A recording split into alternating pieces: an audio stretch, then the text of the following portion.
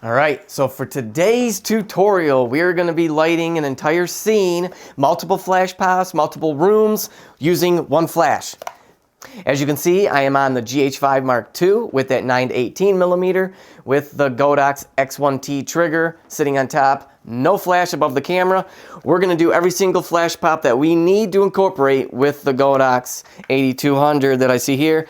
We're streaming with the Lumix, the Panasonic app that you can download onto your phone, so we can control everything from our cell phone. This makes it super easy. Review your images away from the camera. Make sure your flash pops are bright enough, that you're in the, you're in the right location. So I'm going to walk you through this and show you how simple it is to blend multiple images together using one flash. So we're going to try this method out. All right, so I got my flash trigger off. We're going to expose for the ambient light, so we got to bring that exposure down, and I am running in manual focus. I always run in manual focus. That's what that red is, if you can see that. That is my focus peaking.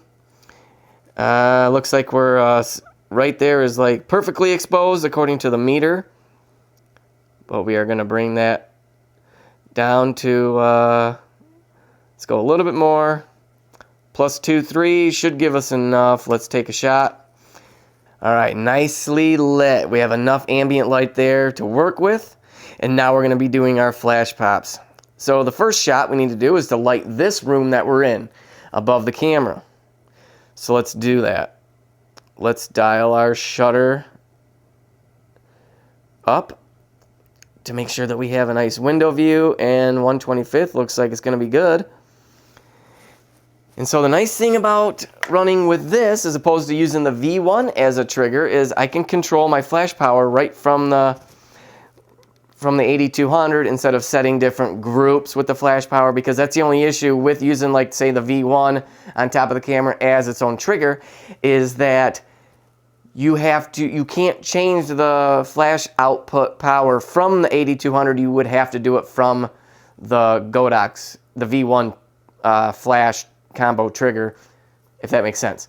So we are going to keep it at 1/4 power. Hold it up above the camera. Oh, it'd help if we turn our trigger on. Hold the flash above the camera and get our flash pop. And that's what that image looks like. And it looks like it's nice and evenly lit. I like that. Now we're going to try to do our composite shots over here. We're just going to maybe bounce this off this molding here. I can see that I'm out of the shot. Perfect. We'll just do the other side just so we have it. Hold it right there.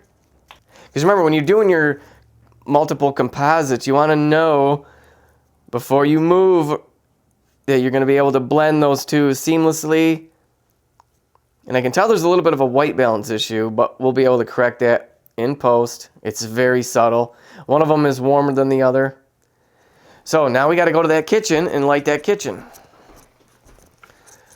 So we're just going to stand right here, get that flash far enough away from the wall, and then we're going to do this side, making sure that our two hot spots do not blend. But if they do, that's okay. We can typically use ambient light. So that lit that nice. And that lit that nice. So we're going to be able to blend those two images together quite nicely. Although I do notice, if we check, let's check our ambient layer to see if we have enough light around this cabinet, and we do. So I think we're good.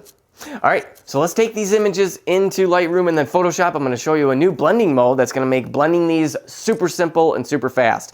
So let's go. Alright, so here we are in Lightroom, and here's our first ambient shot. Now, again, when we get into Photoshop, I'm going to be walking you step by step through this process, because this is actually the first time I'm trying this out, using a different blend mode to blend all these images together. So let's start with our ambient layer and get our first bump going, and we're just going to basically copy and paste settings. So I like to create presets up here. And then that way all you have to do is click on this. That's kind of like a starting point. And most times you are still going to have to tweak, like exposure, maybe bring the blacks down a little bit. But I do recommend that you find out get a custom, enable the profile corrections here, get that out of the way with every image, and then we're also going to do verticals to correct for that. And now what I'm going to do, and I should actually go back up and I'll do this right now. Let's create a preset. So we just click create preset, and then we can name this first bump interior. I mean, you can literally name it anything you want. Make sure all these are checked. You can come down here and go check all and then hit create. Let's see, where did it put it? Because I have so many of these. First bump interior, there we go. So I'm just going to copy and copy. It'll make it simpler for this situation. Alright, so this was the frame or the image where we did the flash shot above the camera. So we'll paste those settings in. And again, we'll have to bring that exposure up. For this one, I am going to do white balance check on the white wall there. Made it a little cooler than I thought. Copy these so we can maybe get the same consistency. Alright, so what was this shot over here? Nothing. That's where the flash didn't go off. That's right.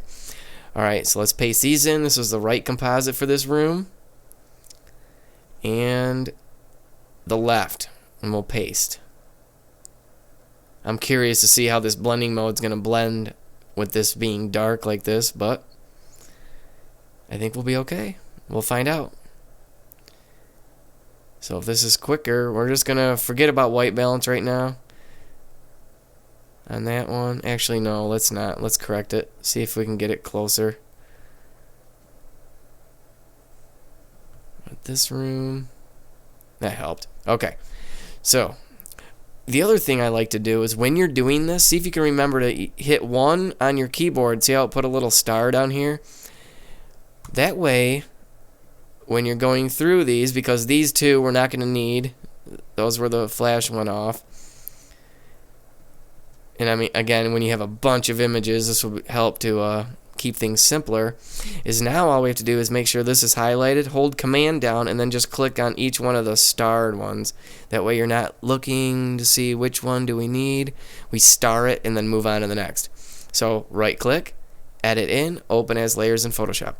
Alright, here we are in Photoshop. And we have our ambient layer on top. And again, if you've seen any of my other tutorials, the first thing I like to do is turn that ambient layer off and work with our composites. Now, we have this that's lit. This is our first main shot. So all we don't really need to worry about that one right now. But we do need to worry about, so let's turn that one off. Let's worry about the right and left composite. So we're going to highlight the first one and come down here to a layer mask, Command I to invert. Alright, so now we need to mask out ourselves, and the simplest way to do that is to make sure that we have white selected, and come over here and use your gradient tool. And so we're going to just pick a spot on the ceiling here, so if we go in front of ourselves, we're not masking out the hot spots on the ceiling, so I want to start somewhere around here and pull this over to the other side. The longer you stretch that, as long as you don't go into your other image, is going to be a finer gradient. So that looks really good. I like that. So what we need to do now is I am going to come down here, click on both of these, and click on merge layers to make that one image. And so what we can do now is bring this one up to the top. Actually, let's turn this one back on. Bring this one up to the top, and then do screen. So, or is it not? Oh, it's lighten. Sorry about that. We're not going to do screen. Lighten mode looks a lot better. Don't worry about seeing ourselves in the TV. We'll fix that in a second. So again, let's shut these layers off. Let's worry about the kitchen. Let's highlight this one. Click our layer mask, Command I to invert. Do the same thing with our gradient tool. Let's try that again.